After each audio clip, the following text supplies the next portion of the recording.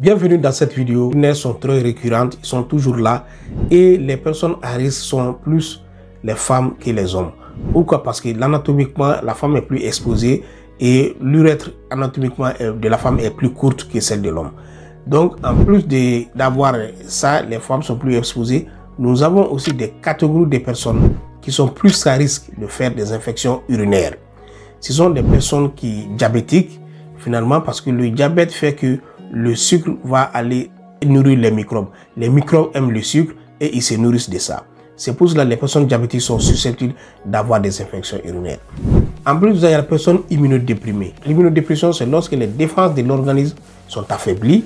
Donc, ça donne la chance aux micro-organismes de se multiplier, de se proliférer. C'est pour cela que les personnes immunodéprimées ont plus de risques de faire des infections urinaires. La troisième catégorie de personnes, ce sont les personnes à risque avec des maladies chroniques. Pourquoi? Parce que quand tu es déjà à risque avec des maladies chroniques, ton défense est déjà affaiblie, tu bouges peu, donc tu es toujours à risque d'avoir d'autres infections concomitantes, notamment des infections urinaires. En plus, les personnes qui ont des pathologies chroniques dans les hôpitaux, le plus souvent, ce sont des personnes qui portent des sondes urinaires. Donc les sondes urinaires sont souvent directement en contact avec le sol et la manipulation de ces appareils-là peut faire qu'on peut attraper finalement, infecter finalement les infections urinaires. En plus de cette pathologie, il y a aussi des personnes qui sont aux prises avec d'autres pathologies infectieuses. C'est-à-dire les personnes qui ont une pneumonie, les microbes peuvent se prolonger, peuvent aller infecter à travers le sang la vessie. Donc les personnes qui sont en prise avec d'autres pathologies infectieuses comme la pneumonie sont aussi à risque de faire des infections urinaires. Surtout aussi les personnes âgées. N'oublions pas les personnes âgées. Pourquoi les personnes âgées? Parce que tout est lent chez les personnes âgées. Le système immunitaire est un peu défectueux, elle est lente. Donc ils sont à risque de faire des infections urinaires.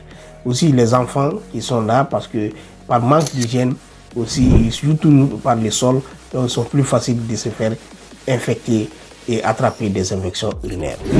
Maintenant, on va parler des manifestations cliniques, c'est-à-dire comment tu sais que tu es atteint d'une infection urinaire. Ça varie d'une personne à l'autre. Chez la personne âgée, les infections urinaires vont se manifester comme une confusion. La personne devient confuse, ses propos ne sont pas clairs, il délire, il jette tous ses vêtements, donc il est désorganisé et il a manque d'appétit aussi. Vous allez constater que la personne ne mange pas, mange peu ou pas. Et finalement, vous allez voir que tous ces facteurs-là, quand on va faire une analyse urine de cette personne, on va trouver des germes. Donc, ça se manifeste de la suite chez les personnes âgées. Alors, chez l'adulte normal, les infections urinaires se manifestent d'abord par une petite fébricule, pas une très grande fièvre, 37,5, 38, 38,5. Donc, chez l'adulte, ça se manifeste par des signes urinaires qui sont en avant. C'est-à-dire, la personne va présenter une pollacurie. Une pollacurie, c'est une urine fréquente. La personne va aller à la toilette plusieurs fois et émettre des petites quantités d'urine. À côté de cela, la personne va avoir une démangeaison, une prurite des organes génitaux. Les organes génitaux vont démanger, la personne va les gratter. Donc, la prurite des organes génitaux. Le troisième signe des infections urinaires chez l'adulte, c'est lorsque la personne, quand il urine, il va sentir une brûlure mictionnelle. Donc, ça brûle quand il pisse. Donc, il va avoir une brûlure mictionnelle qui est là. Chaque fois quand il pisse, ça fait mal, ça brûle. Donc, quand on voit ces symptomatologies-là chez les personnes adultes, on peut aller voir le médecin pour effectivement essayer de faire des analyses pour savoir la cause. Avant même de collecter l'urine, on doit avoir une idée sur la couleur de l'urine. Donc, il faut regarder d'abord ton urine pour voir si la couleur n'a pas changé, pour savoir si tu as une infection ou tu as des problèmes avec l'urine. L'urine normale, la couleur est jaune, jaune clair, jaune un peu foncé. Mais quand l'urine est orangée et s'en va vers le rouge ou le bleu ou le vert, cela peut dénoter des pathologies. Une urine qui est jaunâtre, qui est orangée, ça peut montrer que la personne a peut-être mangé des carottes. Ça peut donner une coloration orangée à l'urine, ou la personne a pris des antibiotiques comme la rifampicine qui peuvent donner une coloration jaunâtre à l'urine. Quand l'urine est rouge ou rougeâtre, cela peut dénoter ce qu'on appelle une hématurie, la présence de sang dans les urines. Ça peut être une infection ou ça peut être que le sujet prend des médicaments qui font le sang plus liquide, qui liquéfient le sang, comme les anticoagulants. Quand une personne est sur les anticoagulants aussi, il faut voir, ça peut faire que les urines peuvent avoir du sang. Donc, ce sont différents. La qualité de l'urine est bonne à regarder. Et pour savoir la couleur, quand la couleur change, il faut savoir qu'il y a un problème. Quand l'urine devient mousseuse, quand on urine et que ça devient de la mousse, cela dénote la présence de protéines dans les urines. Et ça, c'est pas une bonne chose. Ça veut dire que les reins ne filtrent pas les protéines et qu'il y a un problème au niveau même de l'appareil rénal. Donc, ce sont ces différents aspects de l'urine qu'il faut d'abord regarder avant de donner les échantillons pour suspecter une infection urinaire. L'un des rôles de l'appareil urinaire, c'est de former l'urine et de l'évacuer. L'urine est formée à partir des deux reins. Les deux reins filtrent le sang et sécrètent l'urine qui va être évacuée. Donc l'urine va passer d'abord à travers le bassinet.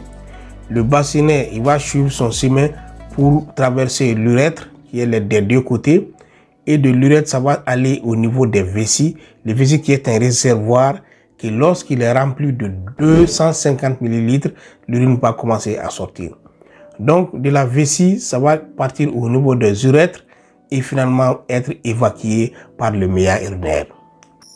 Lorsqu'on a une forte suspicion d'infection urinaire, les médecins vont prescrire une analyse ou une culture d'urine. D'abord, avant même ça, l'infirmier peut faire un examen avec les bandelettes urinaires.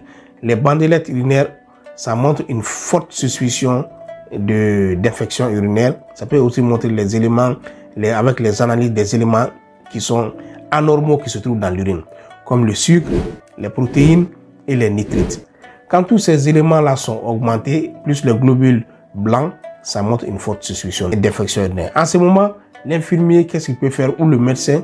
Il ne faut pas attendre, il faut tout de suite donner un antibiotique quand les résultats des bandelettes montrent une forte suspicion d'infection urinaire. On donne des antibiotiques et quand tu as changé après le résultat de la culture ou de la sensibilité que le docteur a demandé. Donc, comment traiter les infections urinaires avec les méthodes non pharmacologiques d'abord?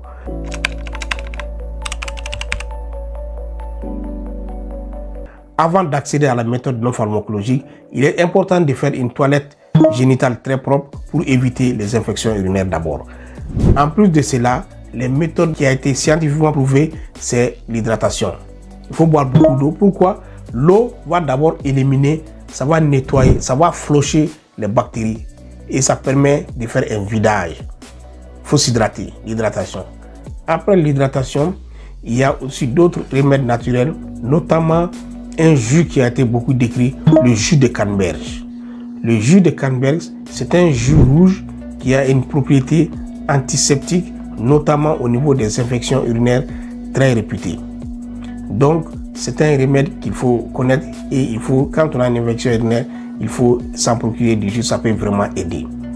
À partir de ça, on peut aussi ajouter des probiotiques. Les probiotiques, ce sont des bactéries mortes qui vont renforcer la flore microbienne et empêcher effectivement le développement des micro-organismes.